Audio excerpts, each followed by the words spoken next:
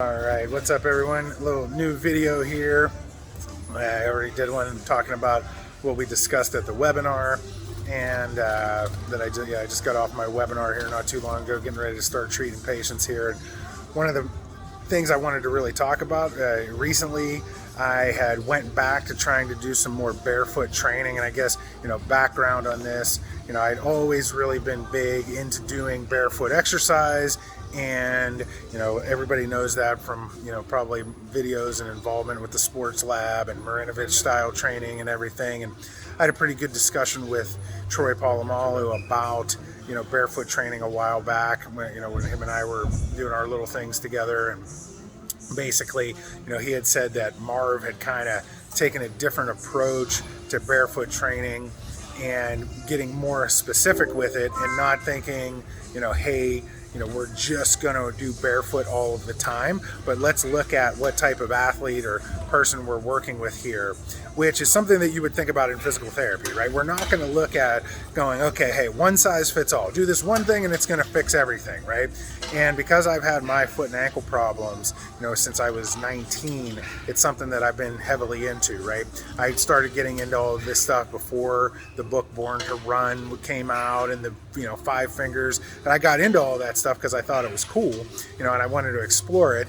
But, my research that I had published was actually, looking at, walking barefoot and, how the pressures underneath the feet, relate to the mechanics at the foot and ankle, as well as relating to the knee and hip mechanics, especially during cutting and running and planting and pivoting with what the injury mechanism that happens with ACL tears, right? So I had to do a ton of research on exactly what those mechanisms were and how the kinematic chain works and how the feet actually do influence the hips and how the hips influence the feet. I was lucky to work with a guy named Bob Deppen out of Hammett Sports Medicine in Erie, which I guess is now UPMC. I'm not even sure if he's still practicing, but he was a foot and ankle specialist as a PT, and he was one of those guys that would have if you came in with a shoulder problem, he's going to check your feet type of scenario, right? So he had actually written a book chapter called The Core to the Floor and the Floor to the Core in one of the orthopedic assessment books, and probably 10-15 years ago.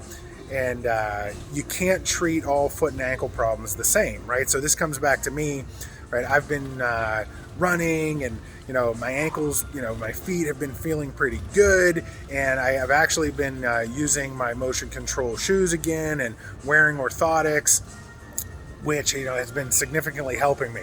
But I continue to do exercises in my bare feet. I don't do all of my exercises in my bare feet, and I don't do all of my agility drills in my bare feet.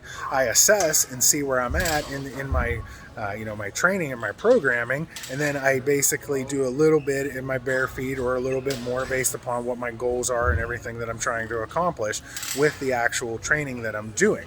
So I always tell people that barefoot exercise is like tummy time for babies. We want to be able to get in our bare feet, get some stimulus to the soles of our feet without any socks or shoes on, to let our bodies know what that stimulation and sensation feels like. But then the question's all based upon evaluation on how much you should do from there. And I went last week and decided that I was going to try to do a bunch more stuff in my in my bare feet and in my minimus shoes. I'm trying to wean down into making it more challenging for my feet, basically, right? Is what you do with a lot of this type of training. And guess what? My ankle pain came back this week, right? I overdid it and I did too much, and now all week I've been trying to do everything I can to get it calmed down. My posterior tib and my flexor tendon for my big toe are killing me, and it was just that I got off track with it, right? But the point is that whenever we do any type of intervention, and I hope that everybody can make it through this video, because this is the most important point, right? Is that we need to do an evaluation to determine what we're doing. Every video that I see on social media right now is do this one thing, it'll fix everything. Do these 3 exercises, it'll fix everything. And it's like, well, how do you know that you have that issue that needs to be fixed? It's not that straightforward as do this one exercise. It's not that way for back pain. It's not that way for getting a 6-pack of abs. It's not that way for anything, right? So whatever you're doing, you want to do some type of assessment or a needs analysis to determine where you're at, and so you don't overdo it like I did, and now I'm dealing with the consequences. All right, over and out. I'll check you later. I got to get back to treating patients. See ya.